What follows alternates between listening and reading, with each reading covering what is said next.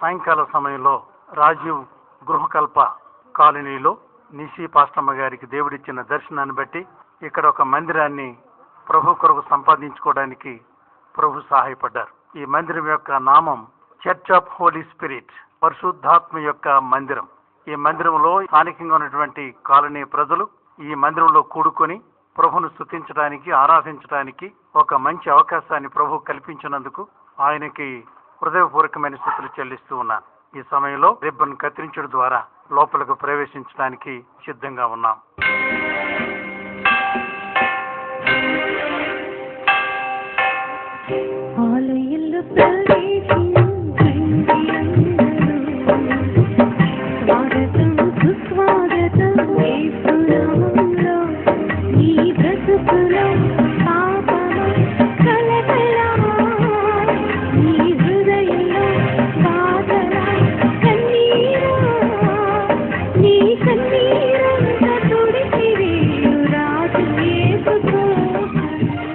అందరు చెప్పండి ఒకసారి హల్లెలూయా, హల్లెలూయా, హల్లెలూయా. అందరు మోకరించి ప్రార్థన చేద్దాం. ప్రార్థన మొదలైతుంది. దేవునికి స్తోత్రం. మహాపరిశుద్ధుడా, పరిశుద్ధుడా, పరిశుద్ధుడా, సర్వశక్తిమంతుడా యేసయ్యా, నీకు వేలాది స్తుతి స్తోత్రాలు, వందనాలయ్యా ప్రభువా. ఆశ్చర్యకరుడా, కరుణామయ దేవా తండ్రి నాయన, కృపాశక్తి సంపూర్ణ యేసయ్యా, నీకే వేలాది స్తుతి స్తోత్రాలు, వందనాలయ్యా ప్రభువా. దేవా తండ్రి నాయన, ఈ దినం ప్రభా మీరు ఏర్పరచుకున్న దినం కొరకు ప్రార్థన దేవా తండ్రి నాయన, యేసు నామములో ప్రభువా ఈ ప్రార్థనలో ప్రభా మీరే ఉండండి, సహాయం చేయండి రాజా. మీరే మాట సెలవిచ్చిన రాజా, నా నామంలో ఏ స్థలంలో 2-3 కూడి ఉంటే ఆ స్థలంలో నేను ఉంటా ప్రభువా. మన మధ్యలో రండి దేవా తండ్రి నాయన, యేసు నామములో మన మధ్యలో రండి ప్రభా దేవా తండ్రి నాయన, సహాయం చేయండి, దీవించండి, ఆశీర్వాదం దయచి రాజా. దేవా తండ్రి నాయన, చర్చ్ ఆఫ్ హోలీ స్పిరిట్ కొరకు ప్రార్థన దేవా, ఈ 2 మందిరం ఓపెనింగ్ కొరకు ప్రార్థన దేవా, దీవించండి, ఆశీర్వాదం దయచి రాజా. మీరే తోడుగా నీడుగా ఉండండి. ప్రతి ఒక్కరు బిడ్డ కొరకు ప్రార్థన దేవా, ముట్టండి, తాకండి, స్వస్థపరచండి, బలపరచండి, స్థిరపరచండి, ప్రతి ఒక్కరు హృదయం మార్చండి ప్రభువా. హల్లెలూయా, స్తోత్రం స్వామి. దేవా తండ్రి నాయన, నా ప్రార్థన ఆలకించేవాడు ప్రభువా, నా ప్రార్థన విను రాజ్యా, నా ప్రార్థనకి జవాబు దయచే స్వామి. మీరు అక్కడ ఎంత సమీపంగా ఉన్నది ప్రభా దేవా తండ్రి నాయన, ప్రతి ఒక్కరికి ముట్టండి, తాకండి ప్రభా. దేవా తండ్రి నాయన, ప్రతి మోకాలు ఉండాలి ప్రభా, నీకే స్తుతించాలి, నీకే గణపరచాలి, నీకే మహిమపరచాలి ప్రభా.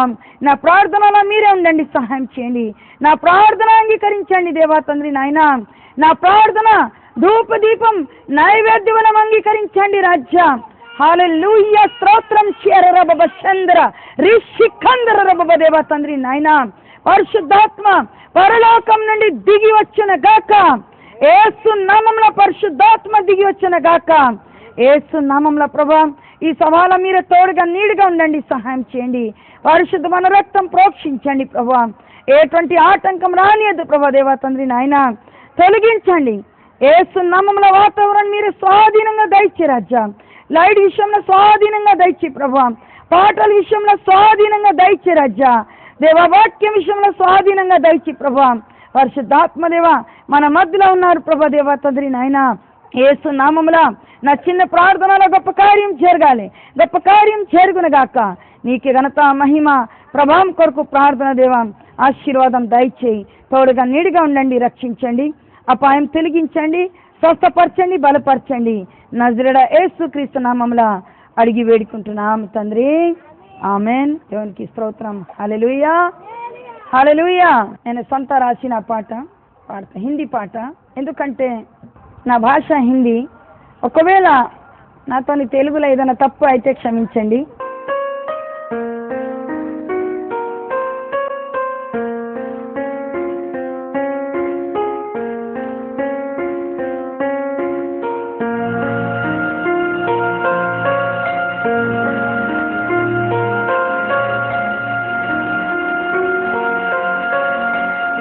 यीशु तेरी महिमा हल्लेलुया, यीशु तेरी महिमा हल्लेलुया, यीशु तेरी महिमा हल्लेलुया, यीशु तेरी महिमा हल्लेलुया, यीशु तेरी महिमा hallelujah, hallelujah, hallelujah, hallelujah, hallelujah, हल्ले हल्ले हल्ले हल्ले हल्लेलुया, हल्ले हल्ले हल्ले हल्ले हल्लेलुया, यीशु तेरी महिमा हल्लेलुया, यीशु तेरी महिमा हल्लेलुया, गगन की रचना हल्लेलुया, गगन की रचना हल्लेलुया, सूर्य चांद की रचना तेरी हल्लेलुया, यीशु तेरी महिमा हल्लेलुया, यीशु तेरी महिमा hallelujah, hallelujah, hallelujah, hallelujah, hallelujah, हल्ले हल्ले हल्ले हल्ले हल्लेलुया, हल्ले हल्ले हल्ले हल्ले हल्लेलुया, हल्ले हल्ले हल्ले हल्ले हल्लेलुया, हल्ले हल्ले हल्ले हल्ले हल्लेलुया, हालेलुया, हालेलुया, हालेलुया.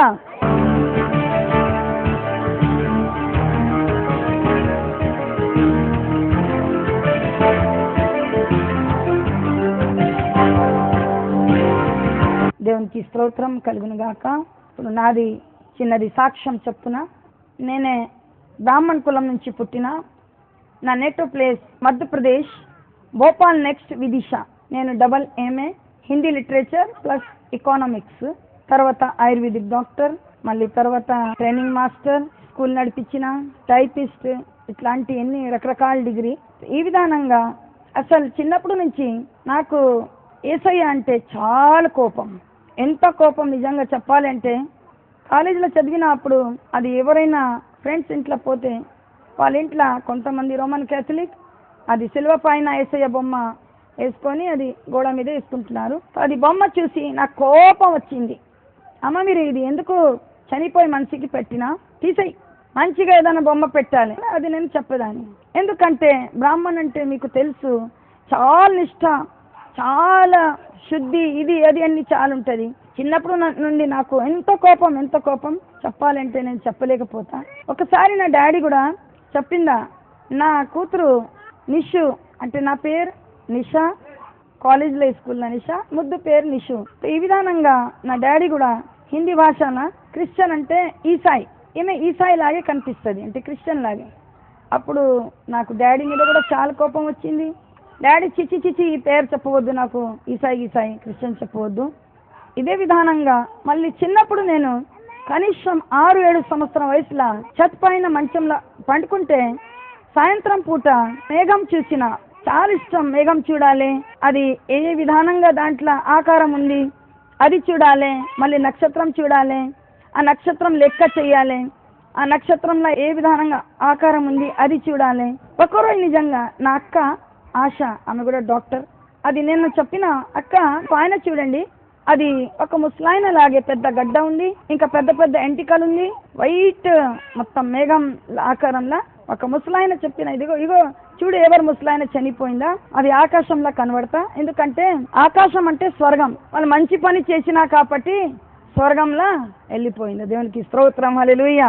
అంటే చిన్నప్పుడు నుంచి నాకు ఆకాశం, స్వర్గం, ఇది నరకం, మంచి పని చేస్తే స్వర్గం వస్తుంది, చెడు పని చేస్తే అబద్ధాలు ఆడాలి, దొంగతనం చెయ్యాలి, ఏదైనా తప్పు చేయాలంటే తప్పకుండా నరకం. ఈ విధానంగా నేను నా అక్కకి చెప్పి, కరెక్ట్ నిషు, పైన ముసలాయన చనిపోయి ఆకాశంలో కనబడుతున్నారు. ఈ విధానంగా అన్ని నా పెళ్లి అయింది ఇక్కడ అల్వాల్. నా భర్త అజయ్ కుమార్ ఉదాసి, ఆయన పెద్ద పండిత్, నా ఫ్యామిలీ మొత్తం పండిత్. ఈ విధానంగా నా పెళ్లి 10 సంవత్సరం తర్వాత చాలా భయంకరమైన గొడవ, నా అత్త మామ, అది ఏ విధానంగా నేను ఎంత అందరికీ ప్రేమించినా వాళ్ళకి నా మీద ఎందుకు కోపం, అది బూత్ మాట మాట్లాడడం, మళ్ళీ తిట్టడం, కొట్టడం, అన్ని విధానంగా చాలా రకరకంగా హింసించిన. చివరికి ఇదే మాత్రం కాదు, ఒక అతనికి పంపించి నాకు చంపడానికి కూడా ప్రయత్నం చేసింది. ఆ గడియ కూడా నా మనసులో ఏమొచ్చింది, ఒక్కసారి చనిపోయి ముందు ఆకాశ్ వైపు చూసి నేను దేవునికి ఏదైనా అడగాలి, ఒకవేళ దేవుడు నాకు సహాయం చేస్తే మంచిది. ఈ విధానంగా ఆకాశ్ వైపు చూసి కన్నీరు వచ్చింది, మొత్తం బాడీ షేకింగ్ అవుతుంది. ఎందుకంటే ఇప్పుడు లాస్ట్ సమయం, అది పెద్ద చాకు తీసుకొని ఇట్లా పొడిచి చంపేయాలి ఆలోచన ఉంది. అప్పుడు నేను ఎవరతను వచ్చిందా కోపం చేసిన, మీరు నాకు ముట్టుకుంటే నువ్వే నాశనం అయిపోతుంది, అట్లా చాలా కోపంతో నేను చెప్పిన. ఆ గడియ దేవునికి స్తోత్రం, నాకు వెంటనే ఆకాశ్ వైపు చూసి దేవుడు ఏం మాట్లాడుతున్నారు, కుమారి ఆయన క్షమించు, నేను నీకు బతికిస్తా. దేవునికి స్తోత్రం, హల్లెలూయా. ఎందుకంటే నాకు ఏ దేవుడు మాట్లాడుతున్నారు నాకు తెలియలేదు. మళ్ళీ ఆకాశ్ వైపు చూసి ప్రభువా అంటే ప్రభువా లేదు, అప్పుడు పరమేశ్వరుడా అట్లా మాట్లాడుతున్నా. నేను పైన చూసి పరమేశ్వరుడా ఇప్పుడు నా పని అయిపోతుంది, నీ చిత్తం, ఒకవేళ నాకు బతికిస్తే బతికి. ఈ విధానంగా అప్పుడు దేవుడు ఒక మాట మాట్లాడి క్షమించు. అప్పుడు నాకు కన్నీరు వచ్చి, బ్రదర్ నాకు ముట్టుకోవద్దు, మీకు కూడా అక్క ఉంది, మీకు కూడా చెల్లె ఉంది, మీకు కూడా తల్లి ఉన్నది, నేను కూడా అక్క చెల్లె తల్లి లాగే.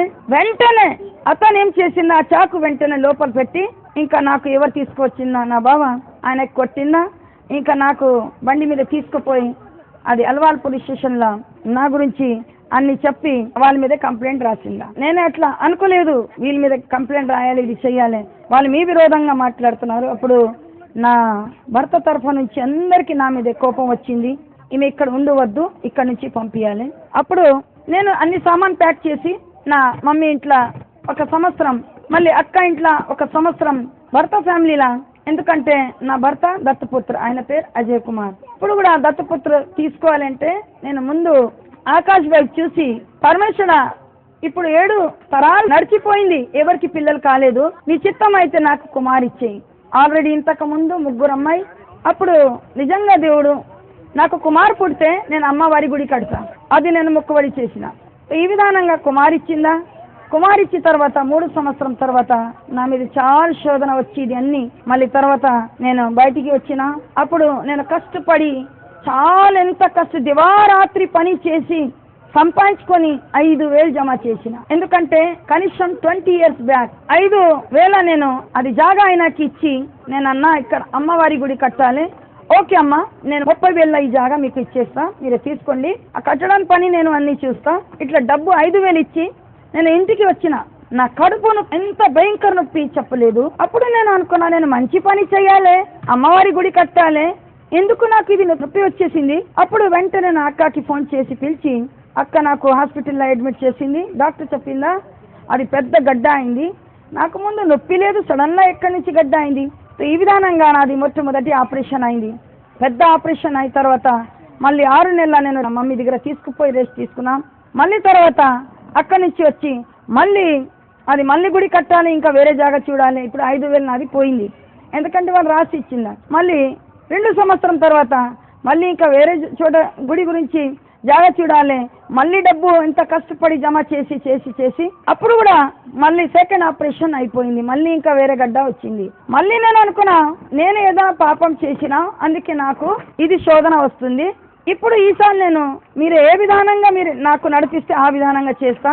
చాలా ఉపవాసం ఉండి 9 రోజులు ఉపవాసం ఉండి అప్పుడు నేను అది గుడి గురించి పోవాలంటే అప్పుడు ఇంకా 3 ఆపరేషన్ అయిపోయింది. నాకే అర్థం కాలేదు, ఎందుకు నాకు అన్ని ఆపరేషన్ మొత్తం బలహీనంగా అయింది. ఇంతకు ముందు 2 ఆపరేషన్ టోటల్ కలిపి 5 ఆపరేషన్ అయిపోయింది, చాలా బలహీనంగా. అప్పుడు నా మమ్మీ చెప్పింది, బేట నువ్వు ఏం పని చెయ్యొద్దు, నా దగ్గర ఉండు, నేను నీకు అన్ని చేస్తా. నై మమ్మీ, నేను నా అన్న మాట నా వదిన మాట నేను వినలేకపోతా, దయచేసి నేను మళ్ళీ ఇందోర్కి వెళ్ళిపోతా. ఇందోర్ వచ్చేసిన. వచ్చిన తర్వాత మళ్ళీ ఆకాశ్ వైపు చూసి, కుమారి ఇప్పుడు 7 సంవత్సరం పూర్తిగా అయింది, హైదరాబాద్ పో, దేవునికి స్తోత్రం, హల్లెలూయా. అంటే దేవుడు నాతోని మాట్లాడిందా, 7 శిక్ష నేను నీకు ఇచ్చిన, 7 శిక్ష బైబిల్లో ఉంది, 7 శిక్ష. ఈ విధానంగా 7 సంవత్సరం పూర్తిగా అయింది. నేను హైదరాబాద్ వచ్చిన తర్వాత అది చాలా మంది నాకు దూషించిందా, నా భర్త తరఫు నుంచి, ఈమె ఇక్కడ ఉండవద్దు, పంపి ఇది చే అది చే. ఈ విధానంగా తర్వాత నా భర్త, నేను అన్నా అది నిజంగా మీ అన్న వాళ్ళ భార్యకి ఎంత మంచిగా చూస్తున్నారు, మీరు నా మాట ఎందుకు పట్టించుకోలేదు, అంటే మీరే ఏ విగ్రహాలకి పూజ చేస్తున్నారు, ఆ రాయికి మీరే కూడా రాయి సమానం. ఇది నా నోటి నుంచి, నాకు బైబిల్ తెలియలేదు, అప్పుడు అసలు ప్రార్థన తెలియలేదు, యేసయ్య గురించి ముందు నుంచి నాకు కోపం. తప్పుడు అంటున్నారు, నాకే అర్థం కావట్లేదు. వాళ్ళు ఎందుకు నీ మీద ఎంత కోపం చేస్తున్నారు? ఇంకా మధ్యలో నేను ఏం మాట్లాడలేకపోతా, నేను ఏం చెయ్యాలి? అప్పుడు నేను హైదరాబాద్ వచ్చి సపరేట్ రూమ్ తీసుకొని నా పని మొదలు చేసిన, నా డాక్టరీ ఇంకా ట్రైనింగ్ పని అన్ని పని మొదలు చేసి నా భర్త వచ్చేసింది. వచ్చిన తర్వాత మీరు మంచిగా ఉండు, నేను అప్పుడప్పుడు వచ్చి చూసిపోతా, ఎందుకంటే కొంచెం ప్రాబ్లం ఉంది, అందుకే నేను మీకు అక్కడ తీసుకుపోలేకపోతా. ఈ విధానంగా అది నా భర్త నాకు చెప్పిందా, ఉపవాసం ఉండి ఉండి ఉండి ఉండి ఇది డాక్టర్ చెప్పిందా, అందుకే మీకు ఇది 5వ ఆపరేషన్ అయింది, మీరు ఉపవాసం ఉండవద్దు. నేను చచ్చిపోతా మాత్రం నేను ఇది పూజ ఎందుకు వదిలేయాలి, ఎందుకంటే నేను స్వర్గంకి వెళ్ళాలి. అప్పుడు నేను ఏమనుకున్నా, ఇది అన్ని పూజ విగ్రహారాధన చేస్తే స్వర్గంకి చేరుతున్నా. ఒకరోజు ఏం జరిగింది, నా ట్రైనింగ్ నేను ఇస్తున్నా అందరు లేడీస్కి, అప్పుడు పూజ చేసి మంచిగా లడ్డు ప్రసాదం అందరికి పంచిన. సో అందరు మంచిగా తినేసిన, మేడం చాలా మంచిగా టేస్ట్ ఉంది, ఇంకా ఒకటి ఇవ్వండి. ఇక్కడ లాస్ట్ లో పోతే వాళ్ళిద్దరికి ఇస్తే వాళ్ళు ఏమంటున్నారు, ఆమె పేరు మరియా మగ్దలీన్, మేడం ఈ ప్రసాదం నేను తీసుకోను. ఎందుకు తీసుకోలేదు ప్రసాదం, మీరు తినాలి. నాకు కోపం వచ్చేసింది, నా దేవుడికి మీరు ఏమనుకున్నా, మీ దేవుడు గొప్పవాడు. ఈ విధానంగా చెప్పి వాళ్ళు కన్నీరు కార్చింది.